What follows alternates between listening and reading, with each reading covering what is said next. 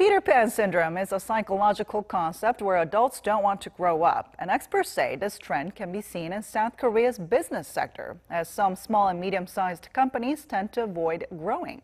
Our Won Jung-hwan tells us why. Despite years of government efforts to remove red tape that hinders investment and employment, a web of regulations continues to hamper business activities in South Korea, some even discouraging local firms from expanding. When smaller enterprises grow to become mid-sized enterprises, they face some difficulties in terms of losing state support and face increased regulations, prompting some to actively take steps to avoid expanding. According to the CEO of a local company, which became a mid-sized enterprise in April, government support has dried up, tax breaks have evaporated, and regulations have become much more restrictive. Tax benefits for investment in equipment and R&D expenditure have changed, and the amount of state support we receive has dropped sharply.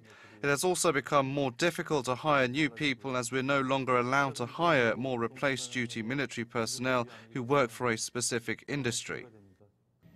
Data indicates it takes an average of 20 years for domestic SMEs to grow into mid-standing companies. But due to various regulations related to job creation, R&D, and investment, some either self-downsize or resist the temptation to grow at all. According to our annual survey, 5.9% of mid-sized enterprises say they've looked into downsizing to an SME. Most of them said they were considering it due to the sharp reduction in tax benefits. While Peter Pan syndrome in the economic sphere indicates there's plenty of foundational support measures for SMEs, experts say measures should be drawn up to help small businesses grow into mid-sized firms and for medium-sized companies to become conglomerates under a new tax break system, as well as further government-led R&D support.